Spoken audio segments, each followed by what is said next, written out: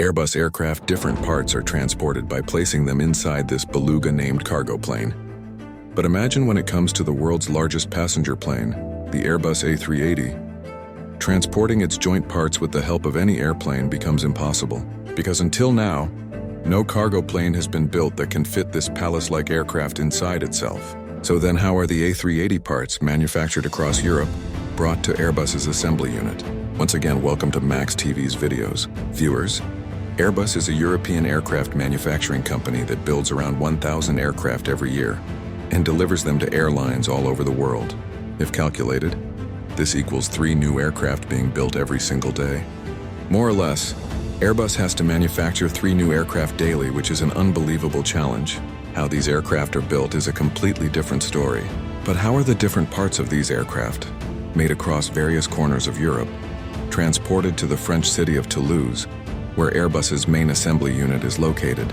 Airbus's logistics system, combining sea, river, land, and air, is considered the world's most complex transport network. Its parts are manufactured in different European countries and then gathered at one place to form a large, beautiful aircraft. This is not an ordinary task, but the result of decades of unmatched engineering and logistics planning. In the 1960s, major European countries such as France, Germany, Spain, and the UK came together with a new dream: to compete with the American aircraft manufacturer Boeing. Their goal was to create an alliance capable of producing large commercial airplanes. However, the biggest issue with this partnership was that Airbus had 11 production sites spread across different European countries. Each site has its own specialization, and each location manufactures a specific section. For example, tail sections are built in Hamburg, Germany. The central compartment and nose section are made in Saint-Nazaire, France. Wings are produced in Broughton, England, while a tail manufacturing facility exists in Cadiz, Spain. Once all these factories complete the different aircraft parts, a new challenge begins, because parts as large as football fields must be sent to Toulouse, France, where Airbus's assembly unit is located. Initially, when demand for Airbus aircraft was low, trucks and ships were used. This was a slow process and deliveries took months. But as demand increased, waiting for months became an obstacle to the company's growth, especially when 3 aircraft had to be completed daily. To solve this problem, Airbus came up with a new and remarkable solution. In the Arctic Ocean, there is a whale whose echoing sound resembles music.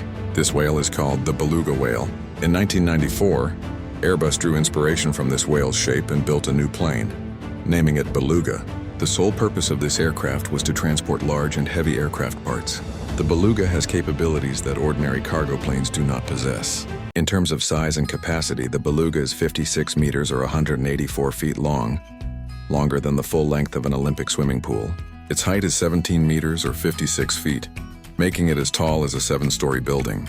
Its internal cargo space is so large that 182 Suzuki Altos can easily fit inside it. When it comes to the loading system, its most distinctive feature is its nose section, which lifts upward like a car's hood. This makes loading and unloading aircraft parts extremely easy. A pair of Airbus A380 wings, each 32 meters long, easily fits inside the Beluga's fuselage. The cost of this single wing pair is 40 million euros, which is approximately 400 crore. Therefore, even the slightest damage during loading can result in losses worth millions. For this reason, extreme caution is taken at every step to ensure safety. In terms of speed, parts that previously took months to reach Toulouse via ships or trucks are now transported by the Beluga in just 2 hours from one European site to another. This high speed ensures that Airbus's assembly line never faces interruptions. After this success, in 2014, Airbus introduced an even better version of the Beluga called the Beluga XL, capable of carrying even more parts and larger components.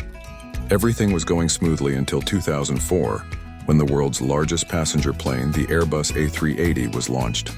Its fuselage is 8.4 meters tall, and the wing width near the fuselage reaches up to 16 meters. The problem was that the Beluga XL, with a cargo compartment height of 7.5 meters, could not fit the A380 fuselage or its wings. It is important to note that the fuselage, which is cylindrical, can be built and joined in separate sections. However, wings must be built as a single piece because they contain fuel tanks and hydraulic lines. Wings also experience the most stress, so building them as one piece prevents structural weakness and fuel leakage. to transport the new A380 components from different parts of Europe to Toulouse, Airbus initially considered building a Beluga XL. However, this presented multiple issues. The Beluga would have to be redesigned, engine capacity increased, and billions of euros invested. Since the A380 was so large that not every airline could operate it, demand remained low. Therefore, Airbus dropped the idea of the Beluga XL. Airbus now needed a new solution. This is where the story of a super convoy traveling via land, river, and sea begins. Airbus commissioned special roll-on, roll-off ships to transport large and heavy parts.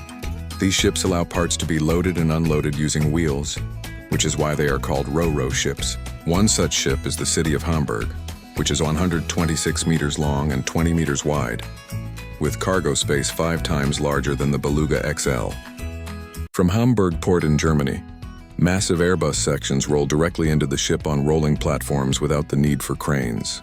The ship travels 1,600 kilometers from Hamburg, Germany, to the Saint-Nazaire port in France. This journey is not easy, as storms and waves up to 5 meters high are common in the North Sea. Even a minor impact to wings worth 400 crore would require rebuilding the entire wing. Therefore, the ship's captain and crew inspect cargo chains every 4 hours, and a 24/7 camera monitors the cargo to eliminate any risk of damage. Upon reaching Saint-Nazaire port in France, the parts are unloaded and transferred onto specially designed barges. These barges transport the parts via the Garonne River to the city of Bordeaux.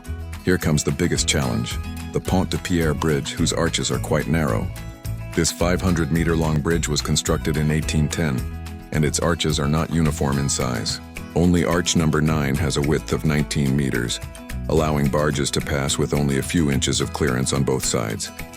While width was managed, height depends on the water level, although this section of the Garonne River is 60 kilometers from the Atlantic Ocean. Water levels still depend on ocean tides. Under normal conditions, water levels are too high for barges to pass. Every 12 hours, the captain has only a 3-minute window of opportunity when the tide is low. Missing this window delays the entire convoy by 12 hours and disrupts Airbus's schedule. To solve this, adjustable platforms were installed on the barges, allowing them to pass under the arches even during low tide. This was a small part of logistics, but extremely important. After sea and river transport, the journey continues on land, as Bordeaux is still 250 kilometers away from Toulouse. This journey begins with 50-meter-long super trucks, each equipped with 650 horsepower engines and 96 wheels. Airbus parts are transported to the Toulouse assembly unit using these super trucks.